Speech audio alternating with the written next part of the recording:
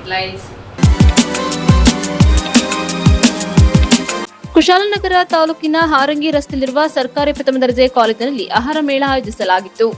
ಕೆಆರ್ಪೇಟೆ ಪಟ್ಟಣದ ಪುನೀತ್ ರಾಜ್ಕುಮಾರ್ ರಸ್ತೆಯಲ್ಲಿ ನೂತನವಾಗಿ ಆರಂಭಿಸಿರುವ ಐಸಿರಿ ಮೊಬೈಲ್ ಪ್ಲಾನ್ ಶೋರೂಮ್ ಅನ್ನು ಉದ್ಘಾಟಿಸಲಾಯಿತು. ವಿದ್ಯುತ್ ಸ್ಪರ್ಶದಿಂದ ಕಾಡಾನೆ ಮೃತಪಟ್ಟಿರುವ ಘಟನೆ ಕುಶಾಲನಗರ ತಾಲೂಕಿನ ನೆಲ್ಲುದಿಕೇರಿ ಗ್ರಾಮದಲ್ಲಿ ನಡೆದಿದೆ.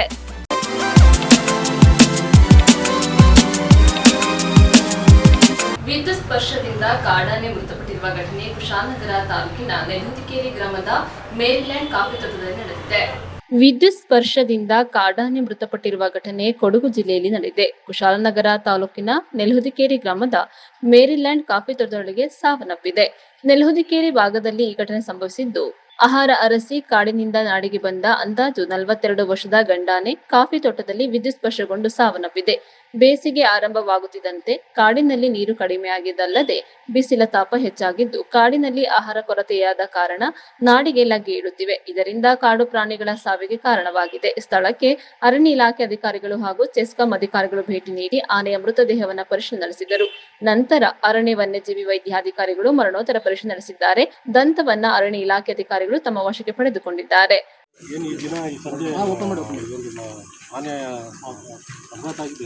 ಈ ಅಪಘಾತದಲ್ಲಿ ನಮ್ಮ ಕೆಇಬಿ ಅಂದರೆ ನಮ್ಮ ಚೆಸ್ಕಾಮ್ದು ಏನು ನಮ್ಮ ಸರ್ಕ್ಯೂಟು ಲೈನ್ ಇದೆ, ಲೈನ್ದು ಯಾವುದೇ ಥರ ಸಂಬಂಧ ಬರಲ್ಲ. ಯಾಕಂದರೆ ಇದು ಆಲ್ರೆಡಿ ಒಂದು ಸುಮಾರು ವರ್ಷದಿಂದಲೇ ಡಿಸ್ಕನೆಕ್ಟಲ್ಲಿದೆ. ಡಿಸ್ಕನೆಕ್ಟಲ್ಲಿದ್ದು ಇದು ಲೈನ್ ಹಿಂಗೆ ಇತ್ತು. ಆದರೆ ಏನಂದರೆ ನಾನು ಸ್ಥಳ ಪರಿಶೀಲನೆ ಮಾಡಿದಂಗೆ ನಮಗೆ ಏನು ಒಂದು ಡೌಟ್ ಅಂತಂದರೆ, ಈ ಲೈನಲ್ಲಿ ಸಪ್ಲೈ ಬಂದಿಲ್ಲ. ಅಲ್ಲಿ ಸೋಲಾರ್ಗೆ ಏನು ಫೆನ್ಸಿಂಗ್ ಕೊಟ್ಟಿದ್ದಾರೆ, ಸೋಲಾರ್ ಫೆನ್ಸಿಂಗ್ಗೆ ಏನಾದರೂ ಸಪ್ಲೈ ಕೊಟ್ಟು ಅವರು ನಾಳೆ ದಿನ ಇಲ್ಲಿ ಆನೆಗಳ ಹಾವಳಿ ಜಾಸ್ತಿ ಇದೆ ಅಂತೇಳಿ ಅವುಗಳನ್ನ ತಡಿಬೇಕು ಅಂತೇಳಿ ಏನಾದ್ರು ಸೋಲಾರ್ಗೆ ಕರೆಂಟ್ ಕೊಟ್ಟು ಮಾಡಿರ್ಬೋದು ಅಂತ ಒಂದು ಡೌಟ್ ಇದೆ. ಅದರಿಂದ ಇದು ನಮ್ಮ ಇಲಾಖೆಯಿಂದ ಯಾವುದೇ ಥರ ಅನಾಹುತ ಆಗೋಕ್ಕೆ ಚಾನ್ಸ್ ಇಲ್ಲ. ಇದಕ್ಕೆ ನಮ್ಮ ಇಲಾಖೆ ಕಾರಣ ಇಲ್ಲ. ಇದು ನೋಡಿ ಆ ಸೈಡಬಲ್ಲಿ ಆನೆ ಈಗ ಲೈನ್ ಚಾರ್ಜಲ್ಲಿದೆ, ಆಯಿತಾ ನೋಡಿ. ನ್ಯೂಸ್ ಸಂಗಮಕ್ಕಾಗಿ ಡಾಕ್ಟರ್ ಎಚ್ ಮೃಗುಕೋಟಿ, ಕುಶಾಲನಗರ. ಕುಶಾಲನಗರ ತಾಲೂಕಿನ ಅನುಗ್ರಹ ಕಾಲೇಜಿನಲ್ಲಿ ರೋಟರಾಕ್ಟ್ ವತಿಯಿಂದ ಮಹಿಳಾ ದಿನವನ್ನ ಅದ್ದೂರಿಯಾಗಿ ಆಚರಿಸಿದರು. ಇಲ್ಲಿನ ಅನುಗ್ರಹ ಕಾಲೇಜಿನಲ್ಲಿ ಕಾಲೇಜಿನ ರೋಟಯಟ್ ಕ್ಲಬ್ನ ವತಿಯಿಂದ ಮಹಿಳಾ ದಿನವನ್ನು ಅದ್ದೂರಿಯಾಗಿ ಆಚರಿಸಲಾಯಿತು. ಕಾರ್ಯಕ್ರಮಕ್ಕೆ ಮುಖ್ಯ ಅತಿಥಿಗಳಾದ ಇನ್ನರ್ವಿಲ್ ಕ್ಲಬ್ನ ಅಧ್ಯಕ್ಷೆ ಶ್ರೀಮತಿ ಚಿತ್ರಾ ರಮೇಶ್ ರವರು ಆಗಮಿಸಿ ಮಹಿಳಾ ದಿನಾಚರಣೆಯ ಮಹತ್ವದ ಬಗ್ಗೆ ಮಾತನಾಡಿದರು. ದೈಹಿಕವಾಗಿ, ಮಾನಸಿಕವಾಗಿ ದಿನನಿತ್ಯ ಮಹಿಳೆಯರ ಮೇಲೆ ಆಗುವ ಶೋಷಣೆ, ದೌರ್ಜನ್ಯಗಳ ಬಗ್ಗೆ ಮಾತನಾಡಿದ ಅವರು ಮಹಿಳಾ ಸಬಲೀಕರಣಕ್ಕಾಗಿ ರೂಪುಗೊಂಡ ಯೋಜನೆಗಳ ಬಗ್ಗೆ ತಿಳಿಸಿದರು. ಮಹಿಳೆಯರು ಆರ್ಥಿಕವಾಗಿ ಸ್ವಾವಲಂಬಿಗಳಾದಾಗ ಮಾತ್ರ ಮಹಿಳೆಯರ ದಿನಾಚರಣೆಗಳು ಅರ್ಥಪೂರ್ಣವಾಗುತ್ತವೆ ಎಂದು ನುಡಿದರು. ಕಾರ್ಯಕ್ರಮದಲ್ಲಿ ಉಪಸ್ಥಿತರಿದ್ದ ಇನ್ನೋರ್ವ ಅತಿಥಿ ರೋಟರಿ ಕ್ಲಬ್ನ ಅಧ್ಯಕ್ಷೆ ಶ್ರೀಯುತ ಹರೀಶ್ ರವರು ಮಾತನಾಡಿ, ಮಹಿಳೆಯರನ್ನು ಸಮಾಜದ ಮುಖ್ಯ ವಾಹಿನಿಗೆ ತರಲು ಹಾಗೂ ಸ್ವಸ್ಥ ಸಮಾಜದ ಕಟ್ಟಲು ರೋಟರಿ ಕ್ಲಬ್ ಸೇರಿದಂತೆ ಇತರ ಕ್ಲಬ್ಗಳು ಮಾಡುತ್ತಿರುವ ಸಮಾಜಮುಖಿ ಕಾರ್ಯಗಳ ಬಗ್ಗೆ ತಿಳಿಸಿದರು. ಇದೇ ಸಂದರ್ಭ ಜಿಲ್ಲಾ ಗೈಡ್ ಸಹಾಯಕ ಆಯುಕ್ತರಾದ ಶ್ರೀಮತಿ ಸುಲೋಚನಾ ರವರು ಉಪಸ್ಥಿತರಿದ್ದು ಕಾಲೇಜಿನಲ್ಲಿ ರೋವರ್ಸ್ ಮತ್ತು ರೇಂಜರ್ಸ್ ಘಟಕದ ಉದ್ಘಾಟಿಸಿದರು. ವಿದ್ಯಾರ್ಥಿಗಳ ಶಿಸ್ತುಬದ್ಧ ಜೀವನ ಮತ್ತು ವ್ಯಕ್ತಿತ್ವ ವಿಕಾಸನದಲ್ಲಿ ರೋವರ್ಸ್ ರೇಂಜರ್ಸ್ ಪಾತ್ರದ ಕುರಿತು ತಿಳಿಸಿಕೊಟ್ಟರು. ಕಾರ್ಯಕ್ರಮದ ಅಧ್ಯಕ್ಷತೆಯನ್ನು ಕಾಲೇಜಿನ ಪ್ರಾಂಶುಪಾಲರಾದ ಪ್ರೊಫೆಸರ್ ಎಚ್.ಬಿ. ಲಿಂಗಮೂರ್ತಿರವರು ವಹಿಸಿದ್ದು, ಸ್ತ್ರೀ ಶಕ್ತಿ ಕುರಿತು ಹೇಳುತ್ತಾ ಸಮಾಜದಲ್ಲಿ ಮಹಿಳೆಯರು ಸಂಭಾಯಿಸುವ ಬೇರೆ ಬೇರೆ ಪಾತ್ರಗಳ ಬಗ್ಗೆ ತಿಳಿಸಿದರಲ್ಲದೆ ಸ್ತ್ರೀ ಕ್ಷಮಗುಣದ ಬಗ್ಗೆ ಕೊಂಡಾಡಿದರು. ಕಾಲೇಜಿನ ವಿದ್ಯಾರ್ಥಿ ದರ್ಶನ್ ಪ್ರಾರ್ಥಿಸಿ ಉಪನ್ಯಾಸಕರಾದ ಹೇಮಂತ್ ರವರು ಸ್ವಾಗತಿಸಿದರು. ವಿದ್ಯಾರ್ಥಿನಿ ಇಂಚನ ವಂದಿಸಿದರು. ಉಪನ್ಯಾಸಕಿ ಲೀಲಾಕುಮಾರಿ ತೊಡಕಿನ ಕಾರ್ಯಕ್ರಮದಲ್ಲಿ ನಿರೂಪಿಸಿದರು. ರೋಟರಿ ಅಧ್ಯಕ್ಷೆ ಶ್ರೀಯುತ ಹರೀಶ್ ರವರು ಎಲ್ಲರೂ ಸಿಹಿ ವಿತರಿಸಿದರು. ರೋಟರಿ ಅಧ್ಯಕ್ಷೆ ಶ್ರೀಯುತ ಹರೀಶ್ ರವರು ಎಲ್ಲರಿಗೂ ಸಿಹಿ ವಿತರಿಸಿದರು. ನ್ಯೂಸ್ ಸಂಗಮಕ್ಕಾಗಿ ಡಾಕ್ಟರ್ ಎಚ್ ಎಂ ಕೋಟಿ, ಕುಶಾಲನಗರ. ಕೆಆರ್ಪೇಟೆ ತಾಲೂಕಿನ ಹಿರೇಕಡಲೆ ಗ್ರಾಮದಲ್ಲಿ ಪಟ್ಟಣದ ಸರ್ಕಾರಿ ಮಹಿಳಾ ಪ್ರಥಮ ದರ್ಜೆ ಕಾಲೇಜಿನ ವತಿಯಿಂದ ಎನ್ಎಸ್ಎಸ್ನ ವಾರ್ಷಿಕ ವಿಶೇಷ ಶ್ರಮದಾನ ಶಿಬಿರ ಹಮ್ಮಿಕೊಳ್ಳಲಾಗಿತ್ತು. ವಿಶೇಷ ಶ್ರಮದಾನ ಶಿಬಿರದಲ್ಲಿ ಭಾಗವಹಿಸಿದ ರೈತನ ಜೀವನಾಧಾರವಾದ ಹಸುಗಳು ಮತ್ತು ನೇಗಿಲು ನುಗ್ಗಕ್ಕೆ ವಿಶೇಷ ಪೂಜೆ ಸಲ್ಲಿಸಿ ವಿದ್ಯಾರ್ಥಿಗಳು ಹಾಗೂ ಗ್ರಾಮದ ಜನರನ್ನು ಉದ್ದೇಶಿಸಿ ಮಾತನಾಡಿದರು. ರಾಷ್ಟ್ರಪಿತ ಮಹಾತ್ಮ ಗಾಂಧೀಜಿಯವರ ಗ್ರಾಮ ಸ್ವರಾಜ್ಯದ ಕನಸು ಇಂದಿಗೂ ನನಸಾಗಿಲ್ಲ. ಗ್ರಾಮಗಳಲ್ಲಿ ವಾಸ ಮಾಡುವ ಗ್ರಾಮೀಣ ಜನರ ಆರ್ಥಿಕ ಮಟ್ಟವು ಇಂದಿಗೂ ಸುಧಾರಿಸಿಲ್ಲ.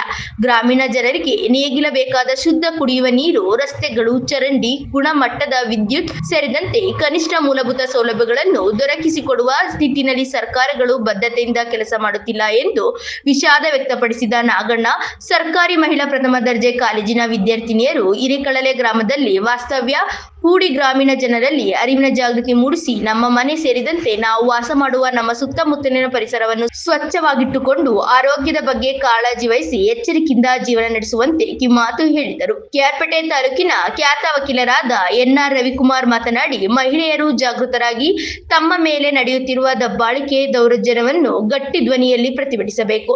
ಲೈಂಗಿಕ ದೌರ್ಜನ್ಯ, ಅಪ್ರಾಪ್ತ ಹೆಣ್ಣು ಮಕ್ಕಳ ಮೇಲೆ ನಡೆಯುತ್ತಿರುವ ಘೋಷಣೆ ಸೇರಿದಂತೆ ತಮ್ಮ ಯಾವುದೇ ಕಾನೂನುಬದ್ಧವಾದ ಕೆಲಸ ಕಾರ್ಯಗಳು ನಿಗದಿತ ಸಮಯದಲ್ಲಿ ಆಗದಿದ್ದಾಗ ಕಾನೂನಿನ ನೆರವನ್ನು ಪಡೆದುಕೊಂಡು ನೆಮ್ಮದಿಯ ಜೀವನ ನಡೆಸುವಂತೆ ರವಿಶಂಕರ್ ಮನವಿ ಮಾಡಿದರು. ಕೆಆರ್ಪೇಟೆ ಪಟ್ಟಣದ ಅಗ್ನಿಶಾಮಕ ಠಾಣೆಯ ಅಧಿಕಾರಿ ಚಂದ್ರಶೇಖರ್ ಅಗ್ನಿ ಅವಘಡಗಳನ್ನು ತಡೆಯುವ ಕ್ರಮಗಳ ಸೇರಿದಂತೆ ಆಕಸ್ಮಿಕವಾಗಿ ಬೆಂಕಿ ಹತ್ತಿಕೊಂಡಾಗ ಬೆಂಕಿಯನ್ನು ಆರಿಸಲು ಅನುಸರಿಸಬೇಕಾದ ಕ್ರಮಗಳನ್ನು ಕುರಿತು ಅರಿವಿನ ಜಾಗೃತಿ ಮೂಡಿಸಿದರು. ಕಾರ್ಯಕ್ರಮದಲ್ಲಿ ಕಾಲೇಜಿನ ಪ್ರಾಂಶುಪಾಲರಾದ ಡಾಕ್ಟರ್ ಪ್ರತಿಮಾ, ಮಂಡ್ಯ ಜಿಲ್ಲಾ ನಾಯಕ ಸಮಾಜದ ಅಧ್ಯಕ್ಷ ಆರ್ ಜಗದೀಶ್, ಗ್ರಾಮದ ಮುಖಂಡ ನಾಗರಾಜ್, ಪುಟ್ಟರಾಜ್, ಕೃಷ್ಣ, ದಿಲೀಪ್, ರೋಷನ್, ಪುರಸಭೆ ಮಾಜಿ ಸದಸ್ಯ ಕೆಆರ್ ನೀಲಕಂಠ, ಅಧ್ಯಾಪಕರಾದ ಚೇತನ್ ಕುಮಾರ್, ದೀಪಶ್ರೀ, ಸಹ ಶಿಬಿರಾರ್ಥಿ ಚಂದ್ರು, ವಿಶ್ವರಾಧ್ಯ ಸೇರಿದಂತೆ ನೂರಾರು ಗ್ರಾಮಸ್ಥರು ಉಪಸ್ಥಿತರಿದ್ದರು. ವಿದ್ಯಾರ್ಥಿನಿಯರು ನೀಡಿದ ಸಾಂಸ್ಕೃತಿಕ ಕಾರ್ಯಕ್ರಮಗಳು ಗಮನ ಸೆಳೆದವು. ಗ್ರಾಮದಲ್ಲಿ ಹಬ್ಬದ ವಾತಾವರಣ ನಿರ್ಮಾಣವಾಗಿತ್ತು.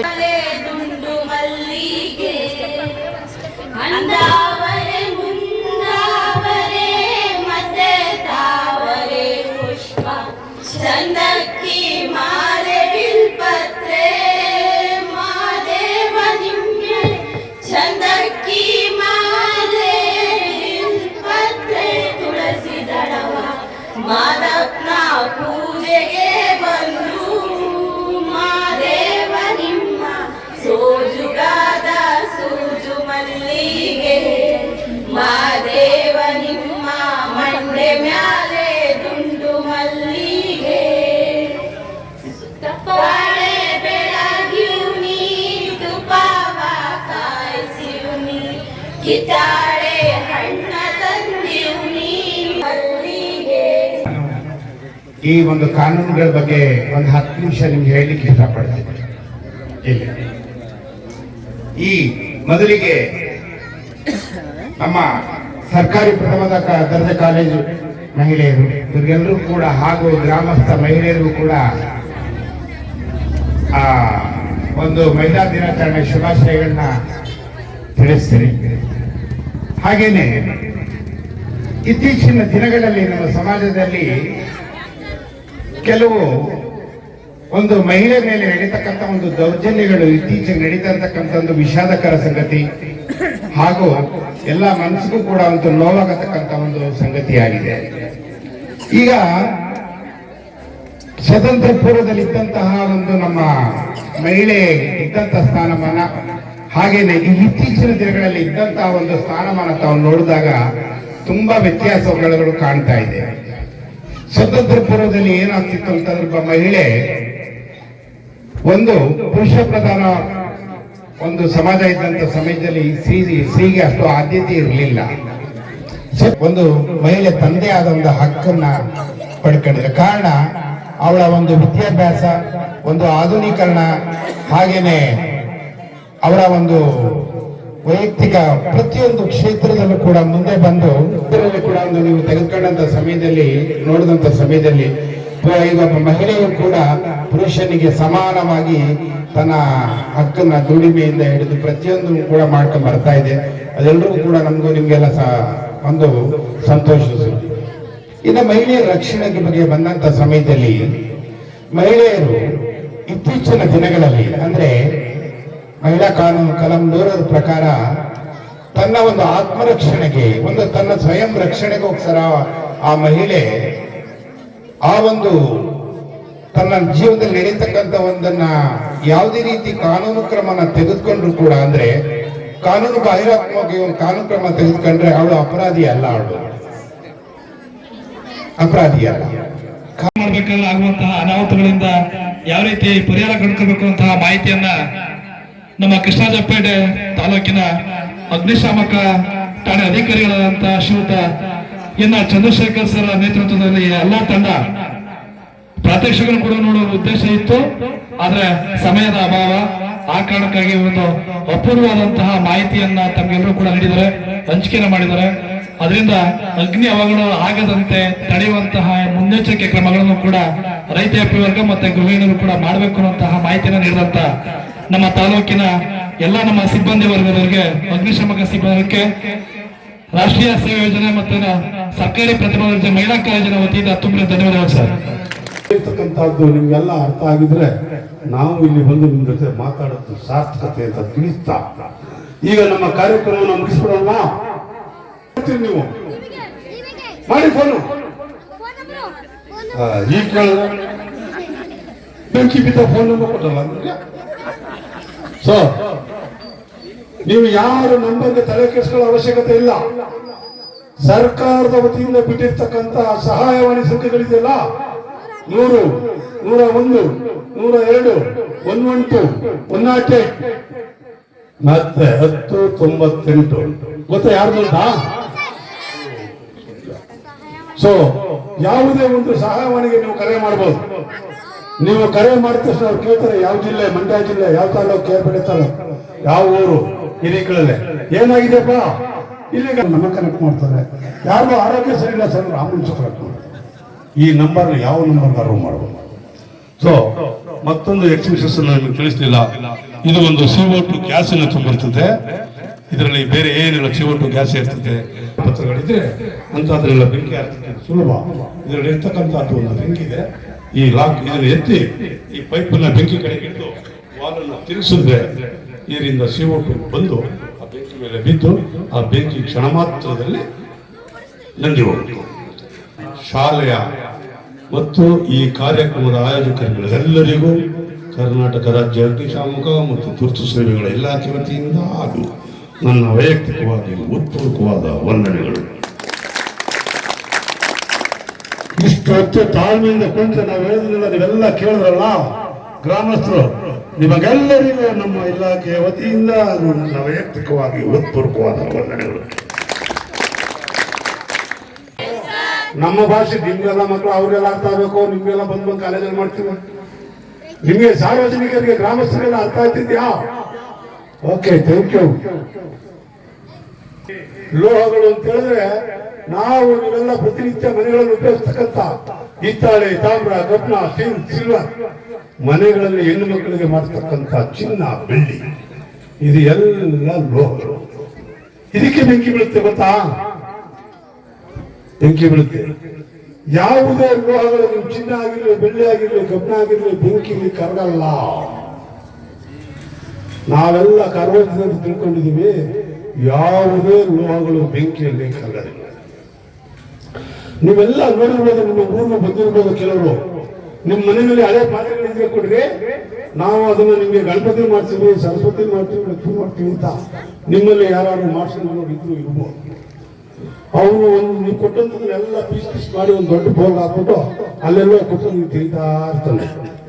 1 ವರ್ಷ ತಿಂದ್ರು ಕರಗಲ್ಲ. ಅದು ಚೆನ್ನಾಗಿ ಕಾದಾಗ ಅದಕ್ಕೆ ಆಕ್ವೇರಿಯಂ ಅಂತಕ್ಕಂಥ ಒಂದು ಕೆಮಿಕಲ್ಸ್ ಮಿಕ್ಸ್ ಮಾಡ್ತಾರೆ. ಆಗ ಅದು ಘನ ರೂಪದಿಂದ ದ್ರವ ರೂಪಕ್ಕೆ ಬರುತ್ತೆ.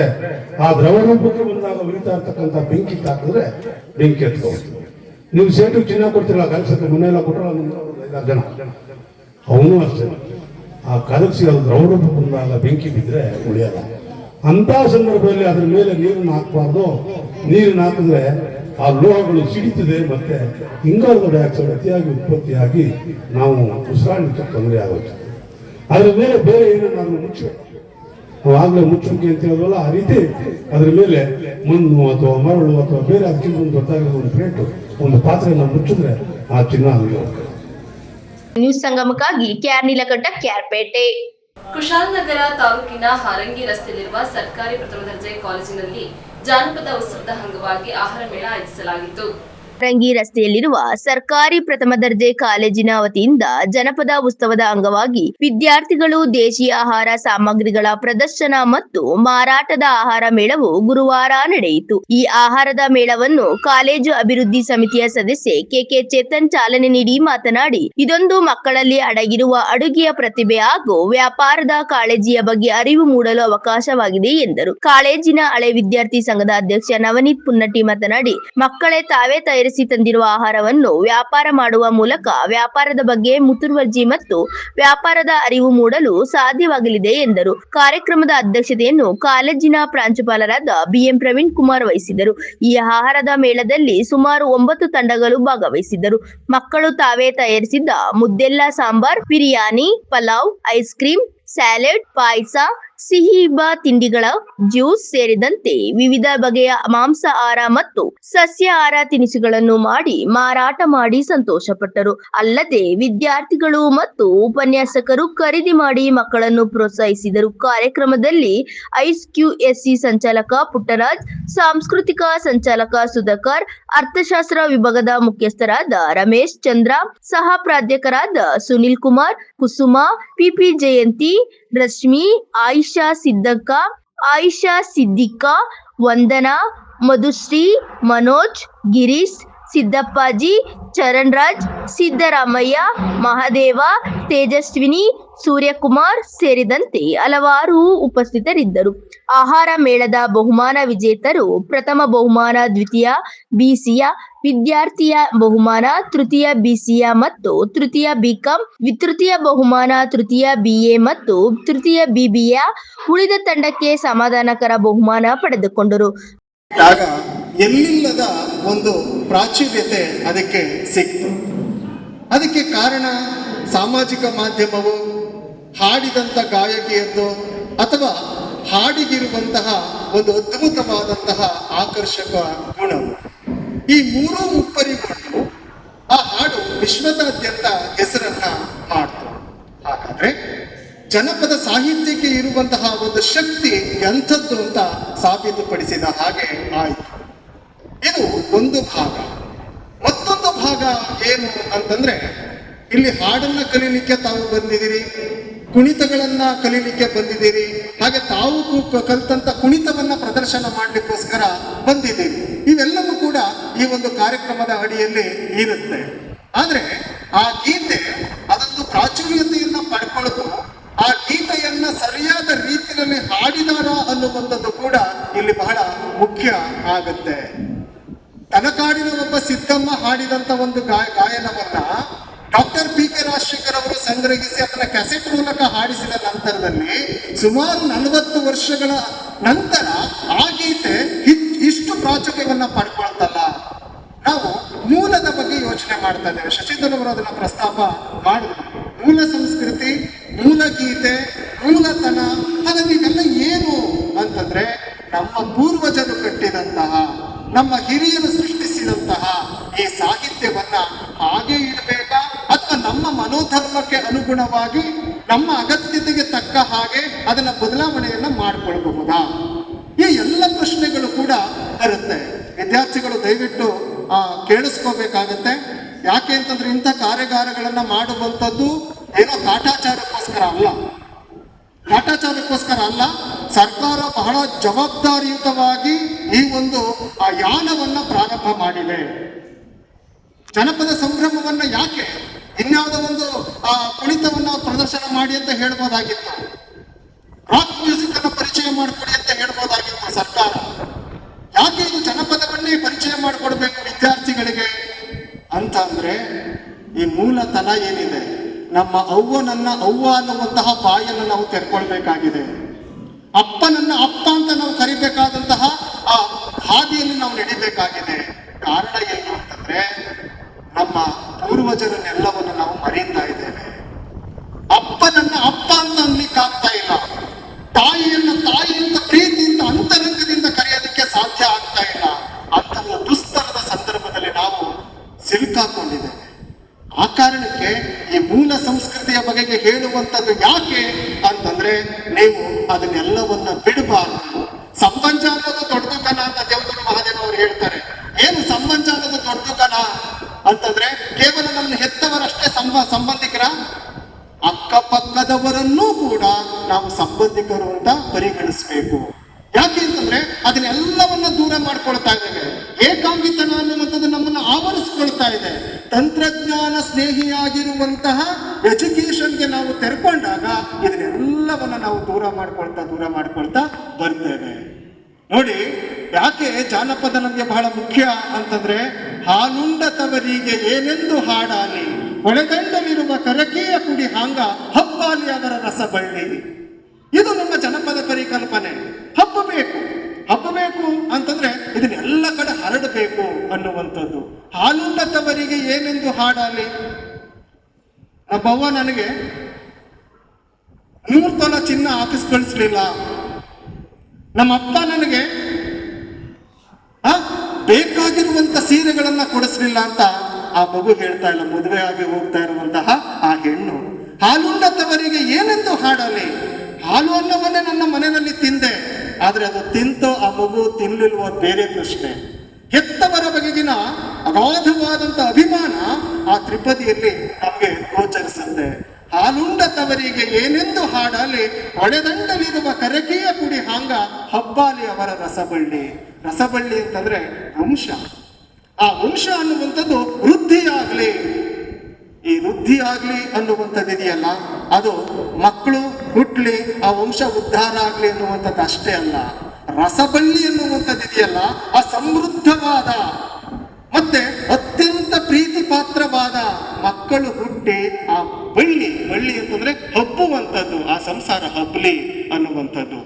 ಈ ತರದ ಪರಿಕಲ್ಪನೆಗಳನ್ನ ಇಟ್ಕೊಂಡು ಜನಪದರು ಕಟ್ಕೊಂಡ್ರು ಬದುಕನ್ನ.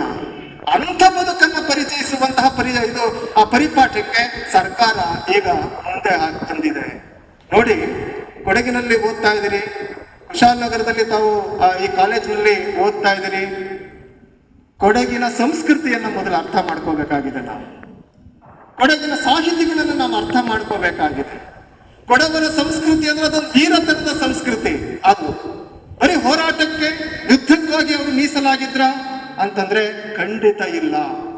ಸಾಂಸ್ಕೃತಿಕವಾಗಿಯೂ ಕೂಡ ಕೊಡಗು ಬಹಳ ಸಮೃದ್ಧವಾದ ಶ್ರೀಮಂತವಾದಂತಹ ಒಂದು ಜಿಲ್ಲೆ.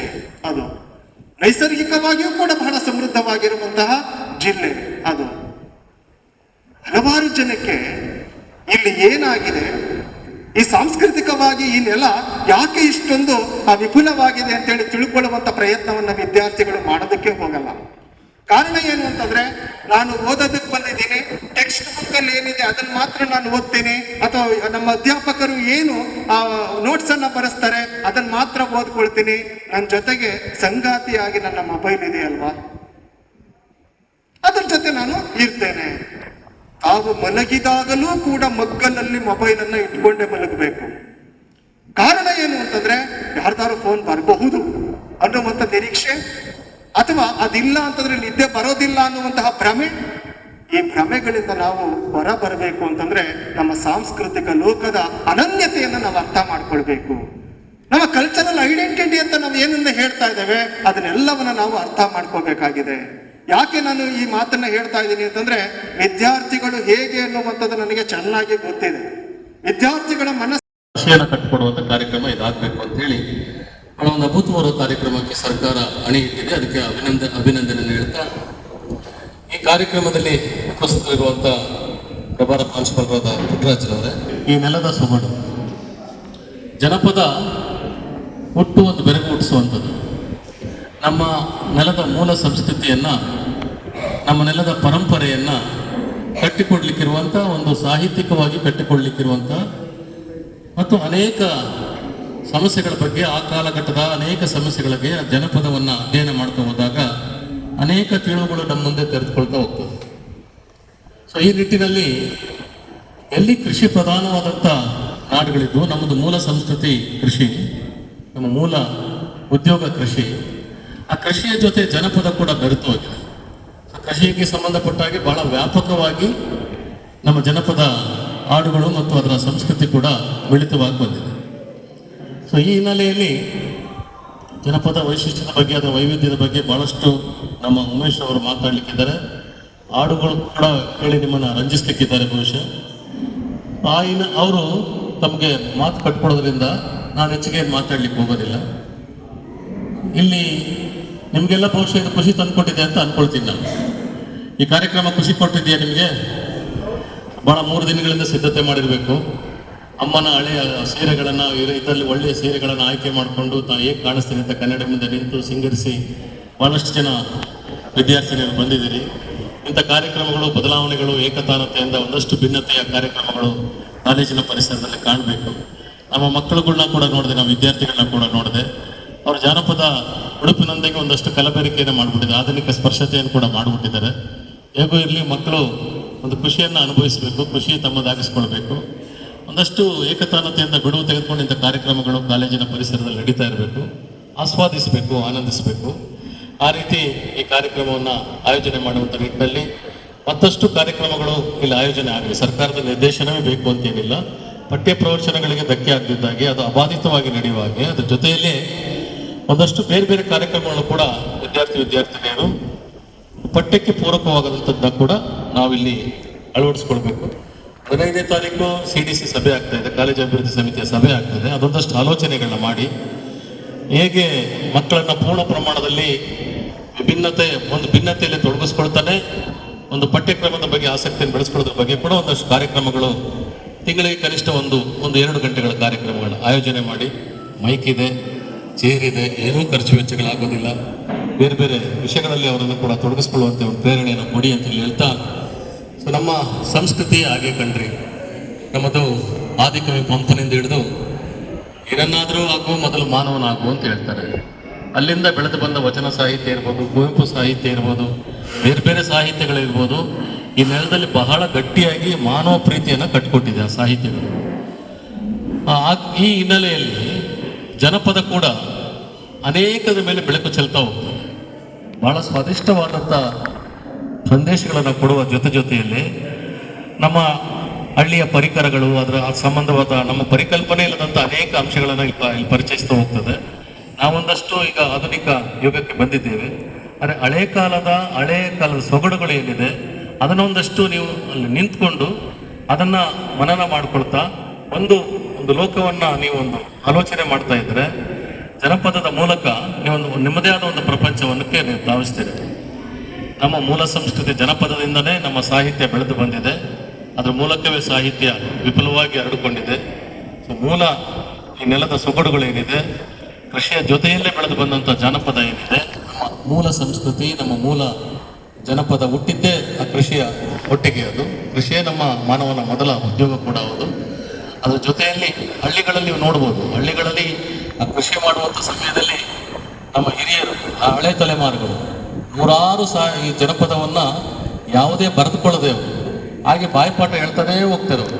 ನಮಗೊಂದಷ್ಟು ಅಚ್ಚರಿ ಆಗ್ತದೆ. ನಮ್ಮ ಮಕ್ಕಳು ಆಟ ಪ್ರವಚನದಲ್ಲಿ ಒಂದಷ್ಟು ಬಾಯಿಪಾಠ ಮಾಡಿ ಹೇಳ್ರಪ್ಪ ಅಂತ ಹೇಳಿದ್ರೆ ಹೇಳಲಿಕ್ಕೆ ತಯಾರಿಲ್ಲ. ನಾವು ಹಳ್ಳಿ ಕಡೆ ನೋಡಬೇಕು, ನಮ್ಮ ಹಿರಿಯರಿದ್ದಾರೆ ಅನೇಕ ಹಳ್ಳಿಗಳಲ್ಲಿ. ಸುಮಾರು 10 ಹಾಡುಗಳು, 20, 50, 100 ಹಾಡುಗಳನ್ನು ಯಾವುದೇ ಪುಸ್ತಕದ ಪರಿಚಯ ಇಲ್ಲದೆ, ಅದು ಓದ್ಕೊಳ್ಳದೆ, ಆ ಸಾಹಿತ್ಯವನ್ನು ನೋಡದೆ ಹಾಗೆ ಅದನ್ನು ದಕ್ಕಿಸ್ಕೊಟ್ಟಿದ್ದಾರೆ. ಬಹಳ ಅದ್ಭುತವಾದ ಪ್ರತಿಭೆಗಳು ನಮ್ಮ ಜೊತೆ ಇದೆ. ನಮ್ಮ ಕಲಾವಿದರು ಇರ್ಬೋದು, ಇವರು ಯಾವುದನ್ನು ಕೂಡ ಪುಸ್ತಕ ನೋಡ್ತಾ ಇದನ್ನು ಪದ್ಯಗಳನ್ನ ಹೇಳೋದಿಲ್ಲ. ಹಾಗೆ ಆವರ್ತಿಯಲ್ಲಿ ಒಬ್ಬರು ಇದ್ದಾರೆ, ನಮಗೆ ನನಗೆ ಗೊತ್ತಿರೋ ಹೆಸರು ಬರ್ತೋಗಿದೆ. ಈ ರೀತಿ 100 ಜನಪದ ಪದಗಳನ್ನು ಹಾಗೆ ಹೇಳ್ಬಲ್ರು. ಅದೆಲ್ಲ ಅದ್ಭುತವಾದ ಒಂದು ಪ್ರತಿಭೆಗಳು. ಸೊ ಅದನ್ನ ಒಂದೊಂದು ಹಾಡುಗಳನ್ನ ನೀವು ಗಮನಿಸ್ತಾ ಅಲ್ಲಿ ನಿಲ್ಲಿಸಿ ಅವ್ರ ಹತ್ರ ವಿವರಣೆಗಳು ಪಡ್ಕೊಳ್ತಾ ಹೋದರೆ ನಮ್ಮದೇ ಆದ ಒಂದು ಅದ್ಭುತ ಲೋಕ ತೆರೆದುಕೊಳ್ತದೆ. ಸೊ ಇಂಥ ಕಾರ್ಯಕ್ರಮಗಳು ಈ ಕಾಲೇಜಿನ ಪರಿಸರದಲ್ಲಿ ಆಗಬೇಕು. ಮಕ್ಕಳು ಎಲ್ಲ ಪ್ರಕಾರಗಳಲ್ಲಿ ಕೂಡ ತಮ್ಮ ವ್ಯಕ್ತಿತ್ವವನ್ನು ವಿಕಸನಗೊಳಿಸ್ಕೊಳ್ಬೇಕು, ಬೌದ್ಧಿಕವಾಗಿ ಬೆಳೀತಾ ಹೋಗಬೇಕು. ಒಂದು ನಿಖರವಾದ ಸ್ಪಷ್ಟತೆಯನ್ನು, ಒಂದು ಬದುಕಿನ ಸ್ಪಷ್ಟತೆಯನ್ನು ಗುರಿ ಕಡೆಗೆ ಹೋಗಲಿಕ್ಕೆ ಪೂರಕವಾಗಿ ನೆರವಾಗ್ತದೆ. ಎಲ್ಲವನ್ನೂ ಕಲಿಯುವ ಆಸಕ್ತಿ ಒಂದಷ್ಟು ಇರಲಿ ಅಂತೇಳಿ ಆಶಿಸ್ತಾ ಈ ಕಾರ್ಯಕ್ರಮ ತಮ್ಮ ಜೊತೆ. ನ್ಯೂಸ್ ಸಂಗಮಕ್ಕಾಗಿ ವಂಶಿ ಅನಿಕ್, ಕುಶಾಲನಗರ. ಕೆಆರ್ಪೇಟೆ ಪಟ್ಟಣದ ಪುನೀತ್ ರಾಜ್ಕುಮಾರ್ ರಸ್ತೆಯ ಈಶ್ವರ ಪ್ರಸಾದ್ ಕಾಂಪ್ಲೆಕ್ಸ್ನಲ್ಲಿ ನೂತನವಾಗಿ ಆರಂಭವಾದ ಐಸಿರಿ ಮೊಬೈಲ್ ಪ್ಲಾನರ್ ಶೋರೂಮ್ ಅನ್ನು ಗವಿಮಠ ಹಾಗೂ ಶ್ರೀ ಪಂಚಭೂತೇಶ್ವರ ಮಠದ ಸ್ವಾಮೀಜಿಗಳು ಉದ್ಘಾಟಿಸಿದರು. ಕೆಆರ್ಪೇಟೆ ಪಟ್ಟಣದ ಪುನೀತ್ ರಾಜ್ಕುಮಾರ್ ರಸ್ತೆಯ ಈಶ್ವರ ಪ್ರಸಾದ್ ಕಾಂಪ್ಲೆಕ್ಸಿನಲ್ಲಿ ನೂತನವಾಗಿ ಆರಂಭವಾದ ಐಸಿರಿ ಮೊಬೈಲ್ ಪ್ಲಾನೆಟ್ ಶೋರೂಮ್ ಅನ್ನು ಗವಿಮಠದ ಶ್ರೀ ಸ್ವತಂತ್ರ ಚನ್ನವೀರಯ್ಯ ಸ್ವಾಮೀಜಿಗಳು ಹಾಗೂ ಬೆಡದಹಳ್ಳಿಯ ಶ್ರೀ ಪಂಚಭೂತೇಶ್ವರ ಮಠದ ಶ್ರೀ ರುದ್ರಮುನಿ ಸ್ವಾಮೀಜಿ ಉದ್ಘಾಟನೆ ಮಾಡಿ ಶುಭ ಕೋರಿದರು. ವಿದ್ಯಾವಂತ ನಿರುದ್ಯೋಗಿ ಯುವಕರಾದ ಪ್ರವೀಣ್ ಮತ್ತು ಮನು ನೂತನವಾಗಿ ಆರಂಭಿಸಿದ ಐಸಿರಿ ಮೊಬೈಲ್ ಪ್ಲಾನೆಟ್ ಶೋರೂಮ್ಗೆ ತಾಲೂಕಿನ ಹಲವು ಗಣ್ಯರು ಭೇಟಿ ನೀಡಿ ನೂತನವಾಗಿ ಆರಂಭಿಸಿರುವ ಉದ್ಯಮಕ್ಕೆ ಶುಭ ಹಾರೈಸಿದರು. ಜಾಗತಿಕ ಜಗತ್ತಿನ ಇಂದಿನ ಇಂದಿನ ಸ್ಪರ್ಧಾ ಪ್ರಪಂಚದಲ್ಲಿ ಮೊಬೈಲ್ ಫೋನ್ ಇಲ್ಲದೆ ಜೀವನವೇ ಇಲ್ಲ ಎಂಬ ವಾತಾವರಣ ನಿರ್ಮಾಣವಾಗಿದೆ. Offer, Samsung, Motorola, Oppo, Vivo, Nokia, one plus ಸೇರಿದಂತೆ 16 ಕಂಪನಿಗಳ ಮೊಬೈಲ್ ಫೋನ್ಗಳು ಯುವ ಜನಾಂಗವನ್ನು ಆಕರ್ಷಿಸುತ್ತಿವೆ. ವಿದ್ಯಾರ್ಥಿಗಳು ಹಾಗೂ ಯುವ ಜನರ ಆಕರ್ಷಣೆಯ ಕೇಂದ್ರವಾಗಿರುವ ಮೊಬೈಲ್ ಫೋನ್ ಉದ್ಯಮವು ಇದು ಭಾರಿ ಬೇಡಿಕೆ ಹೊಂದಿರುವುದರಿಂದ ಮಾರುಕಟ್ಟೆಯ ಪೈಪೋಟಿ ಎದುರಿಸಿ ರಿಯಾಯಿತಿ ದರದಲ್ಲಿ ಫೋನ್ಗಳನ್ನು ಮಾರಾಟ ಮಾಡಿ ಗ್ರಾಹಕರುಗಳನ್ನು ಸೆಳೆದುಕೊಂಡು ಉದ್ಯಮವು ಲಾಭದಾಯಕವಾಗಿ ಮುನ್ನಡೆಯಲಿ ಎಂದು ರುದ್ರಮುನಿ ಸ್ವಾಮೀಜಿ ಶುಭ ಕೋರಿದರು. ಪುರಸಭೆ ಅಧ್ಯಕ್ಷ ಪಂಕಜ, ಉಪಾಧ್ಯಕ್ಷೆ ಸೌಭಾಗ್ಯ, ತಾಲೂಕು ಪಂಚಾಯಿತಿ ಮಾಜಿ ಅಧ್ಯಕ್ಷೆ Eshwara Prasad, KB Mahesh, police inspector Sumarani, Appu ಯುವ ಸಾಮ್ರಾಜ್ಯ ಸೇವಾ ಟ್ರಸ್ಟ್ ಅಧ್ಯಕ್ಷ ಮಹೇಶ್ ಮನ್ಮುಲಾ, ನಿರ್ದೇಶಕರಾದ ಡಾಲ್ ರವಿ, ಎಂಕೆ ಹರೀಶ್, ಎಂಬಿ ಹರೀಶ್, ಪುರಸಭೆ ಸ್ಥಾಯಿ ಸಮಿತಿ ಅಧ್ಯಕ್ಷ ರವೀಂದ್ರ ಬಾಬು, ಸದಸ್ಯರಾದ ಪ್ರೇಮ್ ಕುಮಾರ್, ಹೇಮಂತ್, ದಿನೇಶ್, ಕೋಳಿ ನಾಗರಾಜ್ ಸೇರಿದಂತೆ 106 ಜನರು ಆಗಮಿಸಿ ಯುವಕರನ್ನು ಆರಂಭಿಸಿರುವ ಐಸಿರಿ ಮೊಬೈಲ್ ಅಂಗಡಿಗೆ ಶುಭ ಕೋರಿದರು.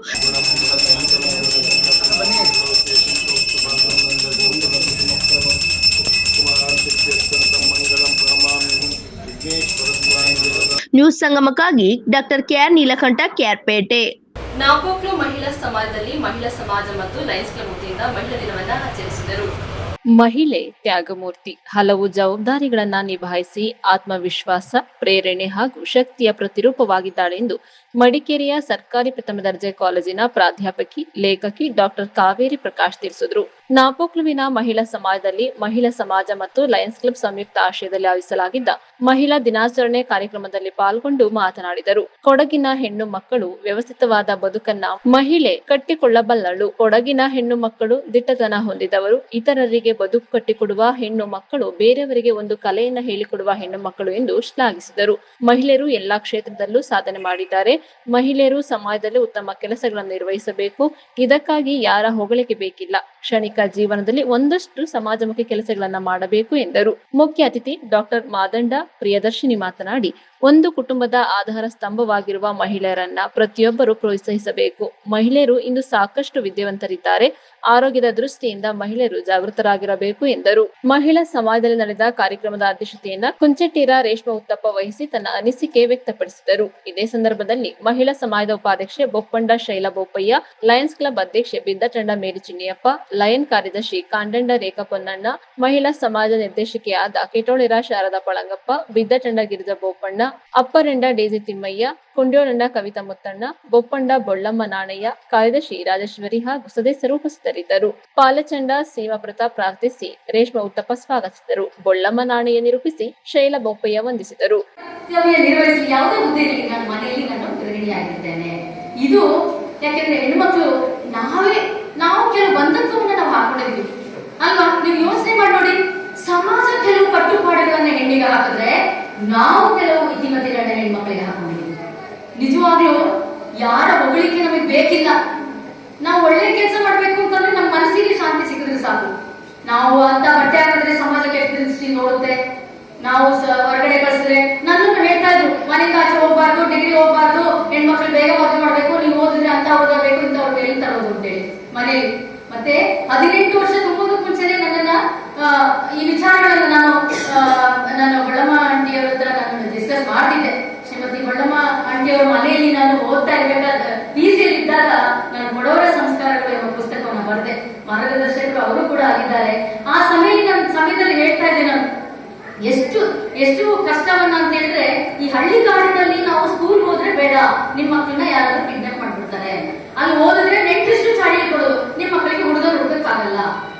ಅಂದ್ರೆ ಎಷ್ಟು ನಮ್ಗೆ ಸಂಕೋಲೆಗಳು, ಬಂಧನ ಅನ್ನೋಂಥದ್ದು ಯಾವ ರೀತಿ ಪ್ರೀತಿಯ ಬಂಧನ ಆಗ್ಬೇಕು. ಬೇಂದ್ರವ್ರು ಹೇಳ್ತಾರೆ ಒಂದ್ ಕಡೆ, ನನಗೂ ನಿನಗೂ ಅಂಟಿದ ನಂಟಿನ ಕೊನೆ ಬಲ್ಲವರಾರು ಕಾಮಾಕ್ಷಿ ಅಂತ. ನನಗೆ ನಿನಗೆ ಅಂಟಿದ ನಂಟು ಪ್ರೀತಿಯ ಬಂಧನ ಆಗ್ಬೇಕು. ಇದು ಸಂಕೋಲೆಯ ಬಂಧನ, ಬೇಡಿ ಹಾಕಲಾಗಬಾರ್ದು ಅಂತಹ ಬಂಧನ ಬೇಕಾಗಿಲ್ಲ ಅಲ್ವಾ? ಏನು ಇವಾಗ ಆಲ್ರೆಡಿ ಕೇಳಿದ್ವಿ, ತುಂಬಾ ಎಜುಕೇಟೆಡ್ ಇರ್ತಾರೆ, ತುಂಬಾ ಒಳ್ಳೊಳ್ಳೆ ಪೋಸ್ಟ್ ಅಲ್ಲಿ ಇರ್ತಾರೆ. ಆಕ್ಟ್ರೆಸ್ಗಳು ಬೇರೆಯವ್ರಿಗೆ ತುಂಬಾ ಹೇಳ್ತಾರೆ. ಇವಾಗ ಸೋನಾಲಿ ಬೇಂದ್ರೆ ಅಂತ ಕೇಳಿದ್ದೀರಾ? When she had cancer, what was the thing? Our doctor ಹೇಳಿದಂತೆ, when she had the 4th stage of cancer, she had only 30% chances of survival ಅಂತ. So with that moment, ಹೇಗೆ ಅನಿಸಿರ್ಬೇಕು, that just I had to live with that. But they are actors, they are celebrities, they have the access. What is happening? ಇವಾಗ cancer awareness ಅಂತ ಹೇಳಬೇಕಾದ್ರೆ before I start that talk ಒಂದು ಮಾತು ಹೇಳ್ತಾರೆ, ನಮಗೆ ಯಾವುದೇ ಥರದ ಪ್ರಾಬ್ಲಮ್ ಇದ್ರೂ ಆರೋಗ್ಯದ ಸಮಸ್ಯೆ ಬಂದಾಗ ಅದು ಯಾವ ಪ್ರಾಬ್ಲಮ್ ಅಲ್ಲ ಅಲ್ವಾ. ನಮ್ಗೆ ಆರೋಗ್ಯ ಯಾವಾಗ ಕೇಳುತ್ತೆ ಅವಾಗ ಬೇರೆ ಏನ್ ಪ್ರಾಬ್ಲಮ್ ಇದ್ರೂ ಏನು ಮಾಡೋಕ್ಕಾಗಲ್ಲ. ನ್ಯೂಸ್ ಸಂಗಮಕ್ಕಾಗಿ ದುಗ್ಗಳ ಸದಾನಂದ ನಾಪೋಕ್ಲು. ಕ್ಯಾರ್ಪೇಟೆ ಸರ್ಕಾರಿ ಪ್ರಥಮ ದರ್ಜೆ ಕಾಲೇಜಿನಲ್ಲಿ ಅದ್ದೂರಿಯಾಗಿ ನಡೆದ ಜಾನಪದ ಉತ್ಸವ ಕಾರ್ಯಕ್ರಮ. ಸಾಂಪ್ರದಾಯಿಕ ಉಡುಗೆ ತೊಡುಗೆಯಲ್ಲಿ ಮಿಂಚಿದ ವಿದ್ಯಾರ್ಥಿಗಳು ಹಾಗೂ ಪ್ರಾಧ್ಯಾಪಕರು. ಗಮನ ಸೆಳೆದ ಎತ್ತಿನ ಗಾಡಿಗಳ ಮೆರವಣಿಗೆ, ವೀರಭದ್ರಸ್ವಾಮಿಯ ವೀರಗಾಸೆ ನೃತ್ಯ. ಎತ್ತಿನ ಗಾಡಿಗಳ ಮೆರವಣಿಗೆಗೆ ಚಾಲನೆ ನೀಡಿದ ಶಾಸಕ ಮಂಜು. ಮುಗಿಲು ಮುಟ್ಟಿದ ಸಂಭ್ರಮ. ಭತ್ತ ಹಾಗೂ ರಾಗಿಯ ರಾಶಿ ಪೂಜೆ ಮಾಡಿ ಕಾರ್ಯಕ್ರಮಕ್ಕೆ ಚಾಲನೆ ನೀಡಿದ ಮಂಡ್ಯದ ಕರ್ನಾಟಕ ಸಂಘದ ಅಧ್ಯಕ್ಷ, ಸಾಂಸ್ಕೃತಿಕ ಸಂಘಟಕ ಪ್ರೊಫೆಸರ್ ಬಿ ಜಯಪ್ರಕಾಶ್ ಗೌಡ. ಕರ್ನಾಟಕ ಸಂಘದ ಅಧ್ಯಕ್ಷ ಪ್ರೊಫೆಸರ್ ಜಯಪ್ರಕಾಶ್ ಗೌಡ ಕಾರ್ಯಕ್ರಮ ಉದ್ಘಾಟನೆ ಮಾಡಿ ಮಾತನಾಡಿದ ಅವರು, ಜನಪದ ನಮ್ಮ ಬದುಕಿನ ಜೀವಸೆಲೆಯಾಗಿದ್ದು, ದೃಶ್ಯ ಮಾಧ್ಯಮ ಹಾಗೂ ಟಿವಿ ಅವಳಿಯಿಂದ ಕಣ್ಮರೆಯಾಗಿ ನೇಪಥ್ಯಕ್ಕೆ ಸರಿಯುತ್ತಿರುವ ಜನಪದ ಕಲೆಗಳ ಸಂರಕ್ಷಣೆಯು ನಮ್ಮೆಲ್ಲರ ಹೊಣೆಯಾಗಿದೆ. ಪಾಶ್ಚಿಮಾತ್ಯ ಮೋಹಕ್ಕೆ ಒಳಗಾಗಿ ನಮ್ಮ ಸಂಸ್ಕೃತಿ ಹಾಗೂ ಪರಂಪರೆಯನ್ನು ಮರೆಯುತ್ತಿರುವ ಯುವ ಜನರಿಗೆ ನಮ್ಮ ನೆಲದ ಇತಿಹಾಸದ ಮೇಲೆ ಬೆಳಕು ಚೆಲ್ಲುವ ಜನಪದ ಕಲೆಗಳ ಬಗ್ಗೆ ತಿಳಿಸಿಕೊಡುವುದು ಇಂದಿನ ಅಗತ್ಯವಾಗಿದೆ ಎಂದು ಜಯಪ್ರಕಾಶ್ ಗೌಡ ಹೇಳಿದರು. ಕ್ಯಾರ್ಪೇಟೆ ರೋಟರಿ ಸಂಸ್ಥೆಯ ಅಧ್ಯಕ್ಷ ಹಾಗೂ ಆರ್ಟಿಒ ಅಧಿಕಾರಿಗಳಾದ ಮಲ್ಲಿಕಾರ್ಜುನ್ ಮಾತನಾಡಿ, ಜನಪದ ಕಲೆಗಳು ನಮ್ಮ ಉಸಿರು. ಮೌಢ್ಯವಿಲ್ಲದ ನಮ್ಮ ಇತಿಹಾಸದ ಮೇಲೆ ಬೆಳಕು ಚೆಲ್ಲುವ ಜನಪದ ಹಾಡುಗಳು ಹಾಗೂ ಕಲೆಗಳನ್ನು ಸಂರಕ್ಷಣೆ ಮಾಡಲು ನಾಗರಿಕ ಸಮಾಜದ ಪ್ರತಿಯೊಬ್ಬರು ಕೈ ಜೋಡಿಸಿ ಕೆಲಸ ಮಾಡಬೇಕು. ಯುವ ಜನರು ಮೊಬೈಲ್ ಪ್ರಪಂಚದಿಂದ ಹೊರಬಂದು ಜನಪದ ಕಲೆಗಳನ್ನು ಕಲಿತು ಅಭ್ಯಾಸ ಮಾಡುವುದನ್ನು ರೂಢಿಸಿಕೊಂಡು ಜನಪದ ಕಲೆಗಳ ಸಂರಕ್ಷಣೆಗೆ ಮುಂದಾಗುವಂತೆ ಮನವಿ ಮಾಡಿದರು. ಸರ್ಕಾರಿ ಪ್ರಥಮ ದರ್ಜೆ ಕಾಲೇಜಿನ ಪ್ರಾಂಶುಪಾಲ ಡಾಕ್ಟರ್ ಬಿಜಿ ಜಗದೀಶ್ ಕಾರ್ಯಕ್ರಮದ ಅಧ್ಯಕ್ಷತೆ ವಹಿಸಿ ಯುವ ಜನರು ಜನಪದ ಜಾತ್ರೆಯಲ್ಲಿ ವಿವರಿಸಿ ನಮ್ಮ ನೆಲದ ಇತಿಹಾಸದ ಬಗ್ಗೆ ತಿಳಿದುಕೊಂಡು ಲೋಕಜ್ಞಾನವನ್ನು ಹೆಚ್ಚಿಸಿಕೊಂಡು ಸಾಧನೆ ಮಾಡಬೇಕು. ಪಿಜ್ಜಾ, ಬರ್ಗರ್ ತಿರಸ್ಕರಿಸಿ ರಾಗಿ ಮುದ್ದೆ, ಬಸ್ಸಾರು, ರೊಟ್ಟಿ, ಸೊಪ್ಪಿನ ಪಲ್ಯ ತಿಂದು ಆರೋಗ್ಯ ಕಾಪಾಡಿಕೊಳ್ಳಬೇಕು ಎಂದು ಕಿವಿಮಾತು ಹೇಳಿದರು. ಸರ್ಕಾರಿ ಮಹಿಳಾ ಪ್ರಥಮ ದರ್ಜೆ ಕಾಲೇಜಿನ ಪ್ರಾಂಶುಪಾಲ ಡಾಕ್ಟರ್ ಪ್ರತಿಮಾ, ತಾಲೂಕು ಜನಪದ ಪರಿಷತ್ ಅಧ್ಯಕ್ಷ ಕತ್ತರಘಟ್ಟ ವಾಸು, ಕಸಾವ ಮಾಜಿ ಅಧ್ಯಕ್ಷ ಕೆಎಸ್ ಸೋಮಶೇಖರ್, ಕಾಲೇಜಿನ ಪತ್ರ ಅಂಕಿತ ವ್ಯವಸ್ಥಾಪಕ ಬಳ್ಳಿಕೆರೆ ಮಂಜುನಾಥ್, ಅಧ್ಯಾಪಕ ಜಯಕೀರ್ತಿ ಕಾರ್ಯಕ್ರಮದಲ್ಲಿ ಮಾತನಾಡಿದರು. ವಿದ್ಯಾರ್ಥಿಗಳು ತಯಾರಿಸಿದ ಗ್ರಾಮೀಣ ಸೊಡಗಿನ ತಿಂಡಿ ತಿನಿಸುಗಳು, ಕಾಯಿ ಪಲ್ಯಗಳು ಅತಿಥಿಗಳು ಹಾಗೂ ಗಣ್ಯರ ಮೆಚ್ಚುಗೆಗೆ ಪಾತ್ರ ಆದರು.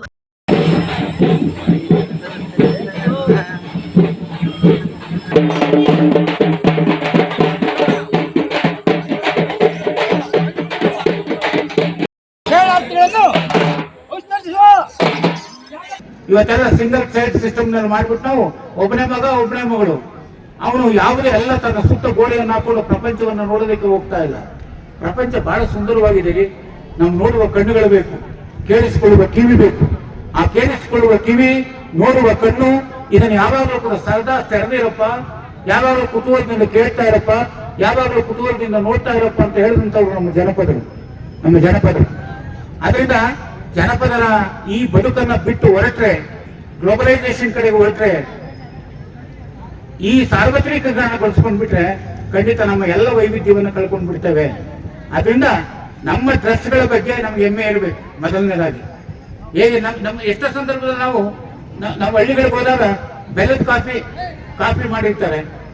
ಬೆಲ್ಲದ ಕಾಫಿ ಅವರು ಏನ್ ಹೇಳ್ತಾರೆ ಗೊತ್ತಾ? ಏನು ತಿಳ್ಕೊಬೇಡಿ ಸ್ವಾಮಿ, ಬೆಲ್ಲದ ಕಾಫಿ ಮಾಡಿ. ಯಾಕೆ ತಿಳ್ಕೊಬೇಕು? ಬೆಲ್ಲ ಶ್ರೇಷ್ಠ, ಸಕ್ಕರೆ ಕನಿಷ್ಠ.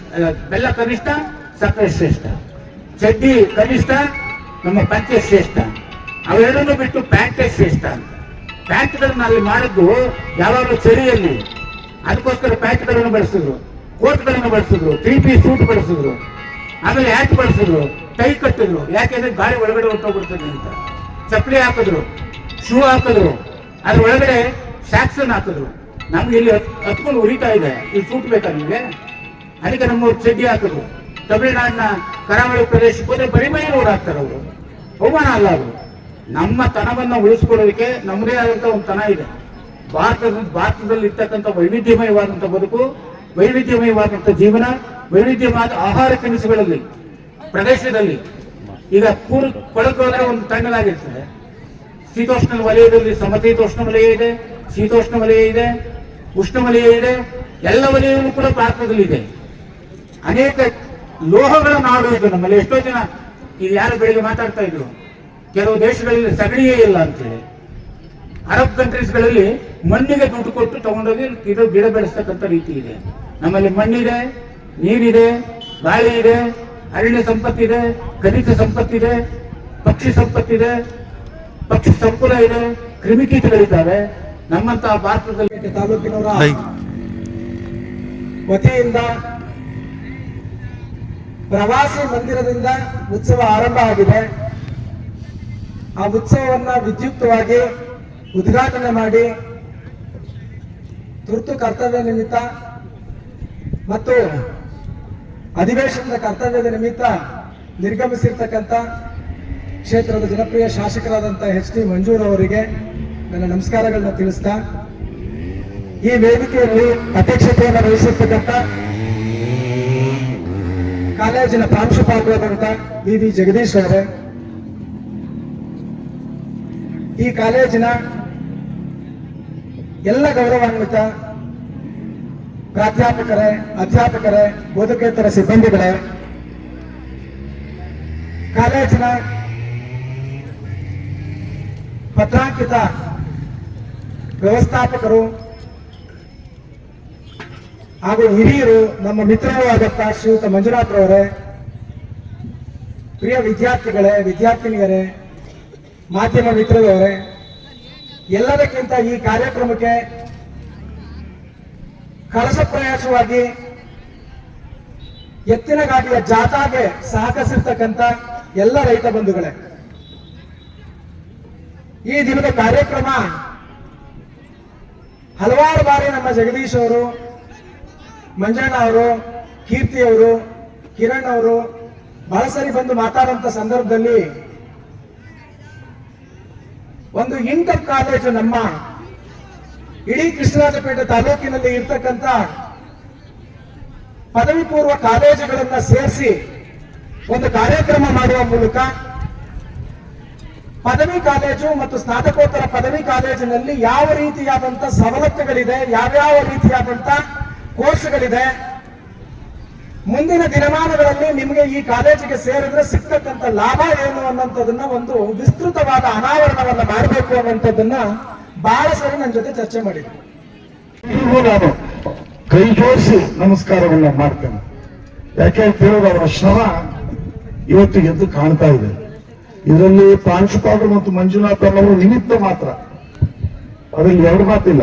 ಆದರೆ ಎಲ್ಲವನ್ನೂ ಕೂಡ ಒಗ್ಗೂಡಿಸಿಕೊಂಡು ಇವತ್ತು ಅತ್ಯದ್ಭುತವಾದ ಕಾರ್ಯಕ್ರಮವನ್ನು ನಮಗೆ ಮಾಡಿಕೊಟ್ಟಿದ್ದಾರೆ. ಅವರೆಲ್ಲರಿಗೂ ಕೂಡ ನಾನೊಬ್ಬ ಜವಾಬ್ದಾರಿಯುತ ಆಡಳಿತ ವಿಭಾಗದ ಮುಖ್ಯಸ್ಥನಾಗಿ ಅವರಿಗೆ ನನ್ನ ನಮಸ್ಕಾರಗಳನ್ನು ಹೇಳಲೇಬೇಕಾಗಿದೆ. ನನಗೆ ಹೃದಯ ಭಾರವಾದ ಸನ್ನಿವೇಶವಾದ್ರಿಂದ ನಾನು ಮಾತಾಡಲ್ಲ ಅಂತ ಹೇಳಿದೆ. ಯಾತಕ್ಕೆ ಅಂತ ಹೇಳಿದ್ರೆ, ಈ ನಮ್ಮ ಈ ಏನು ಬಾಂಧವ್ಯ ಇದೆ, ಆ ಬಾಂಧವ್ಯದ ಬುಡ ನನಗೂ ಅಲ್ಲಾಡ್ತಾ ಇದೆ. ತಕ್ಷಣದಲ್ಲೇ ಕ್ಷಣದಲ್ಲಿ ದಿನಗಳ ಎಣಿಕೆಯಲ್ಲಿ ನಾನಿದ್ದೀನಿ, ನಿವೃತ್ತಿಯಾಗಿ ಹೋಗ್ತಾ ಇದ್ದೀನಿ. ಇದು ನನಗೆ ಬಹಳ ದುಃಖದ ಸನ್ನಿವೇಶ. ನನ್ನ ಸುದೀರ್ಘ 37 ವರ್ಷ 6 ತಿಂಗಳು ವೃತ್ತಿ ಜೀವನದಲ್ಲಿ ಈ ಕಾಲೇಜಿನಲ್ಲಿ ನಾನು ಆರಂಭ ಮಾಡಿದ್ದು. ಇವತ್ತು ಈ ಮಟ್ಟಕ್ಕೆ ಈ ಕಾಲೇಜು ಬೆಳೆದಿದೆ. ಅದಕ್ಕೆ ಸಾವಿರಾರು ಜನರ, ಲಕ್ಷಾಂತರ ಜನರ ಪ್ರೋತ್ಸಾಹ ಇದೆ. ಈ ಪರಿಸ್ಥಿತಿ ಹೇಗಿದೆ ಅಂದ್ರೆ, ಒಂದೊಂದು ವೈದ್ಯರು ಯಾರಿಗಾದ್ರೂ ಈ ಗಂಭೀರ ಕಾಯಿಲೆ ಇದ್ದಾಗ ಹೇಳ್ತಾರಲ್ಲ, ನೋಡಪ್ಪ ನೀನು ಇನ್ನೊಂದು ತಿಂಗಳಿರ್ತೀಯ, ಅಷ್ಟೊಳಗಡೆ ನಿನ್ನ ಆಸೆ ಏನಿದ್ರು ಪೂರೈಸ್ಕೊ ಅಂತ. ಆ ಸನ್ನಿವೇಶದಲ್ಲಿ ನಾನಿದ್ದೀನಿ. ನನ್ನ ಕೆಲವೇ ದಿನಗಳಲ್ಲಿ ಈ ಸಂಸ್ಥೆಯನ್ನು ನಾನು ಬಿಟ್ಟೋದ್ರೂ ಕೂಡ ನನ್ನನ್ನು ಇಷ್ಟೊಂದು ಗೌರವದಿಂದ ನನ್ನನ್ನು ಕಾಣ್ತಾ ಈ ಸಂಸ್ಥೆಯ ಶ್ರೇಯೋಭಿವೃದ್ಧಿಗೆ ಎಲ್ಲರೂ ಕೂಡ ಕೈ ಜೋಡಿಸ್ತಾ, ಎಲ್ಲದಕ್ಕೂ ಮಂಜುನಾಥ್ನೇ ಕಾರಣ ಅಂತ ಹೇಳುವಂತ ಉದಾರತೆಯನ್ನು ನಮ್ಮ ಎಲ್ಲ ಪ್ರಾಧ್ಯಾಪಕರು ಮತ್ತು ನಮ್ಮ ಪ್ರಾಂಶುಪಾಲರು ಮತ್ತು ಎಲ್ಲರೂ ಕೂಡ ಇಟ್ಕೊಂಡಿದ್ದಾರಲ್ಲ, ಅವರಿಗೆ ನಾನು ಯಾವ ರೀತಿ ಕೃತಜ್ಞತೆಯನ್ನ ಹೇಳಬೇಕು ಅನ್ನೋದು ನನಗೆ ಅರ್ಥ. ಬಹಳ ವಿಭಿನ್ನವಾದಂತ ಇವತ್ತಿನ ಕಾಲದಲ್ಲಿ ನಮ್ಗೆ ಏನಾಗಿದೆ ಅಂತ ಹೇಳಿದ್ರೆ, ಈಗ ಜಯಪ್ರಕಾಶ್ ಗೌಡರು ಹೇಳಿದ್ರು, ನಮ್ಮ ಮೂಲವನ್ನ ನಾವು ಮರಿತಾ ಇದ್ದೇವೆ. ಮನುಷ್ಯ ಎಲ್ಲೋ ಒಂದ್ ಕಡೆ ತಂತ್ರಜ್ಞಾನಗಳ ಒಳಗಡೆ ಸಿಗಾಕೊಂಡು ನಾವಿವತ್ತು ನರಳ್ತಾ ಇದ್ದೇವೆ. ನನಗೆ ಬೇಕಾದ ಎಲ್ಲವೂ ಇದೆ ಮನುಷ್ಯನಿಗೆ. ಇವತ್ತು ಬೇಕಾದ ಐಷಾರಾಮಿ ಜೀವನ ಮಾಡೋದಿದೆ, ಹಣ ಇದೆ, ಚಿನ್ನ ಇದೆ, ಬಿಲ್ಡಿಂಗ್ಗಳಿದೆ, ಕಟ್ಟಡಗಳಿದೆ, ಎಲ್ಲ ಇದೆ. ಮನುಷ್ಯನಿಗೆ ಆದ್ರೆ ಒಂದೇ ಒಂದು ಕೊರತೆ ನಮಗೆ ಕಾಣ್ತಾ ಇದೆ. ಅದು ಏನಪ್ಪಾ ಅಂತ ಹೇಳಿದ್ರೆ ಅದು ಮಾನಸಿಕ ನೆಮ್ಮದಿನೇ ಕೂಡ ಮಾನವ ಕಳ್ಕೊಂಡ್ಬಿಟ್ಟಿದ್ದಾನೆ. ಈ ಮಾನಸಿಕ ನೆಮ್ಮದಿಯನ್ನ ನಾವು ಎಲ್ಲಿದೆ ಅಂತ ಹೇಳಿದ್ರೆ ಕಲೆಗಳಲ್ಲೇ ಹುಡುಕ್ಬೇಕು ಅದನ್ನ. ಅದರಲ್ಲೂ ಕೂಡ ನಾವು ಪ್ರಾಚೀನ ಕಲೆಗಳಲ್ಲೇ ಅದನ್ನ ಹುಡುಕಬೇಕು.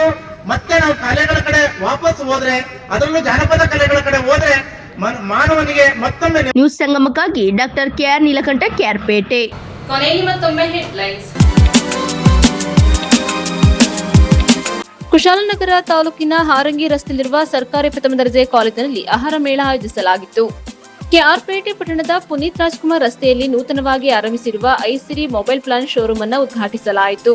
ವಿದ್ಯುತ್ ಸ್ಪರ್ಶದಿಂದ ಕಾಡಾನೆ ಮೃತಪಟ್ಟಿರುವ ಘಟನೆ ಕುಶಾಲನಗರ ತಾಲೂಕಿನ ನೆಲ್ಲುದಿಕೇರಿ ಗ್ರಾಮದಲ್ಲಿ ನಡೆದಿದೆ.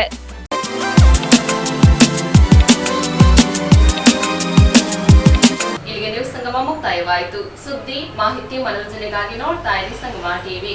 ವಂದನೆಗಳೊಂದಿಗೆ ಸುಪ್ರೀತಾ ಎಲ್ಲೆನ್.